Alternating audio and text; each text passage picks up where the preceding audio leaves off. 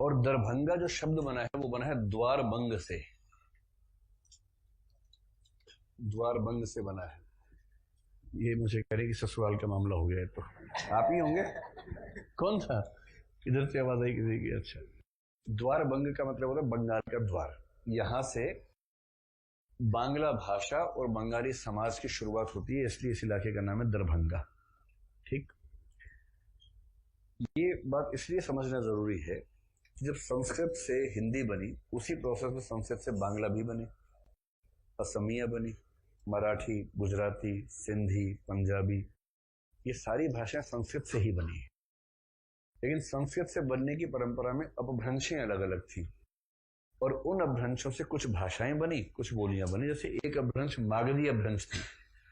मागधी अपभ्रंश से एक तरफ बांग्ला भाषा बनी और एक तरफ हिंदी की बिहारी हिंदी बनी। और बिहारी हिंदी का मतलब हुआ जैसे मैथिली, मगही, भोजपुरी और अंगिका कुछ लोग कहते हैं, उसको भी शामिल कर लें, ये बोलियां बनी। समझने की बात है कि जिस अपभ्रंश से बिहारी हिंदी बनी है, उसी अपभ्रंश से बांग्ला भाषा बनी। इसलिए बांग्ला भाषा में और बिहारी हिंदी में या भोजपुरी मैथिली में बहुत गहरी समानताएं मिले तो आश्चर्य की बात है या सामान्य बात है?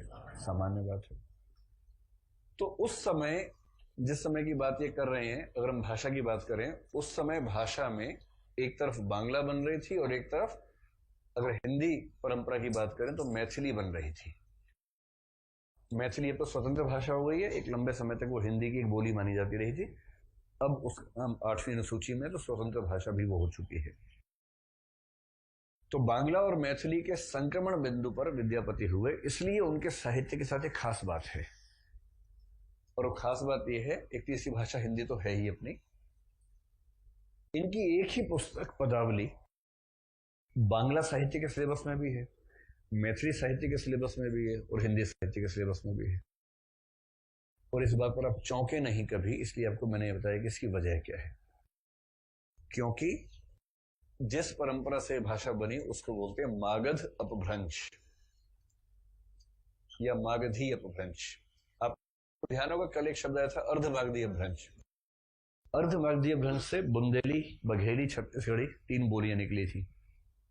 पर मागधी अपभ्रंश से न केवल हिंदी की बोलियां निकली, आप केवल 2 अभी देखिए, एक तरफ निकली बांग्ला भाषा और एक तरफ निकली बिहारी हिंदी।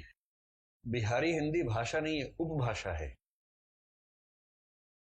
एक होती है भाषा, एक होती है उपभाषा। उपभाषा के अंदर बोलियां होती हैं, और बिहारी हिंदी के अंतर्गत जो बोलियां आती हैं, उन 3.5 बोलियों में से, 3.5 में से करो कि अंगिका को कुछ लोग बोली मानते हैं, कुछ अभी उपबोली मानते हैं उसको।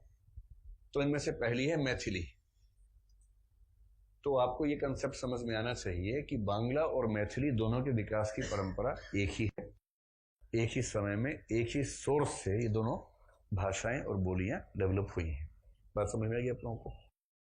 तो इस बात पर चकित होने की जरूरत है कि ये बांग्ला, मैथिली और हिंदी साहित्य में कैसे आ गए? कोई चकित होने की बात नहीं है, क्योंकि एक भाषिक परंपरा में ऐसा होता है। संयोग ये है कि ठीक उस समय इनका समय है जब ये प्रोसेस चल रहा था भाषा में, इसलिए इनकी कविताएं दोनों भाषाओं में समादृत हैं।